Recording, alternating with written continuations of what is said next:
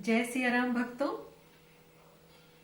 आज मैं एक ऐसे विषय को लेकर आपके सामने उपस्थित हुई हूं जिसके विषय में कई बार भक्तों के मन में प्रश्न उठता है। कई शिष्यों ने भी यह प्रश्न किया कि महाराज जी, इतने सारे द्रव्य हम पूजा में, अनुष्ठान में उपयोग में लाते हैं, तो इन द्रव्यों की शुद्धि कैसे होती है। तो आज का यही विषय है, द्रव्यों की शुद्धि। तो मैं आज आपको यह बताने जा रही हूं, शास्त्र सम्मत बातें जो पुराणों में लिखी गई हैं, पुराणों में कही गई हैं, मैं उसकी चर्चा आपसे करूंगी। शुरुआत करते हैं मिट्टी से।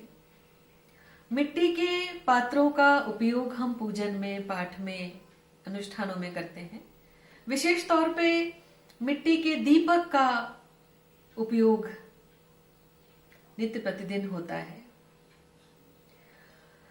परंतु एक बात मैं आप सबसे कहना चाहती हूं कि जब भी आप मिट्टी के दीपक का प्रयोग करें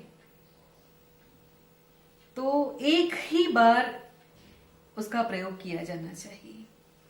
कहने का तात्पर्य यह है कि एक ही पात्र को बार बार उपयोग नहीं करना चाहिए, या कहें मिट्टी के दीपक का प्रयोग केवल एक ही बार करना चाहिए।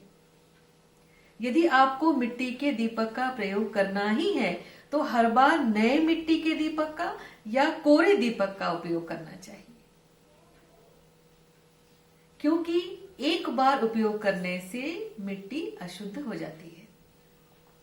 मिट्टी एक ऐसा द्रव्य है जिसकी शुद्धि केवल पकाने से होती है। यदि उस मिट्टी के पात्र को हम पका लें, अग्नि में तपा लें, तब उसकी शुद्धि होती है। इसका एक उदाहरण मैं और आपके सामने रखना चाहूंगी। पुरी धाम, जहां भगवान का भोग बनता है, भात बनता है, मिट्टी के पात्र में ही बनता है। 7 मिट्टी के बर्तन एक के ऊपर एक रखे जाते हैं और किसी भी पात्र का दोबारा प्रयोग नहीं किया जाता। हर दिन, नित्य प्रतिदिन नए मिट्टी के पात्रों का प्रयोग किया जाता है। उसका यही कारण है कि मिट्टी उपयोग करने के बाद अशुद्ध हो जाती है। यदि आपको प्रयोग करना ही है, दीपक जलाना ही है, तो तांबे, पीतल की धातु के दीपक का प्रयोग करिए। प्रतिदिन इसका प्रयोग किया जा सकता है, क्योंकि इसकी शुद्धि, यदि मैं तांबे और पीतल की बात करूं तो इसकी शुद्धि खटाई से मांजने से और जल से धोने से इसकी शुद्धि हो जाती है।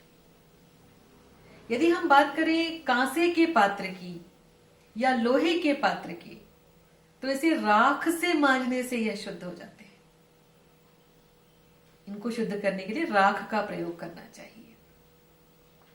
अब मैं बात करूं शंख से या पत्थर से या साग से, रस्सी से, फलों के दल से बने हुए पात्र, इनकी शुद्धि केवल जल से धोने से हो जाती है।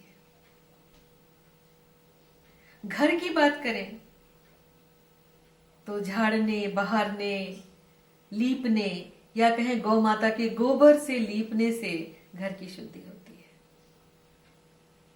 यदि हम दांत से बने हुए पात्र या सींग से बने हुए पात्र या हड्डियों से बने हुए पात्र की बात करें तो इसकी शुद्धि पीले सरसों के लेपन से ही, पीले सरसों को पीसकर उसका लेप बनाएं और इस लेप से इन्हें शुद्ध करें। नारियल से बने हुए पात्र का यदि आप उपयोग करते हैं तो इसे गौ माता के पुच्छ के बाल से इसकी शुद्धि होती है। गौ माता के पूंछ के बाल से रगड़ने से इनकी शुद्धि हो जाती है। घर में प्रयोग किए जाने वाले गोंद, नमक, गुड़, कपास आदि द्रव्यों की शुद्धि के लिए इन्हें धूप में सुखाना चाहिए। धूप लगने से इनकी शुद्धि हो जाती है। टसर के बने वस्त्रों की शुद्धि बेल के गूदे के लेपन से और फिर उन्हें जल से धोने से उसकी शुद्धि होती है। अन्य सूती वस्त्रों की शुद्धि पीले सरसों के चूर्ण को जल में मिलाकर और फिर उस जल से इन वस्त्रों को धोने से इनकी शुद्धि होती है। इसके अतिरिक्त ऊन का आसन, माला, चाहे वो स्फटिक की हो या तुलसी की माला हो या रुद्राक्ष की माला हो या कमल गटे से बनी हुई माला हो, ऊन का आसन हो, भगवान के वस्त्र हो, इन सब की शुद्धि केवल जल के सींचने से हो जाती है।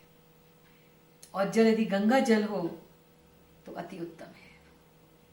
यज्ञ में प्रयोग किए जाने वाले जितने भी यज्ञ कर्मी वस्तुएं होती हैं, उनकी शुद्धि कुश के मार्जन से हो जाती है।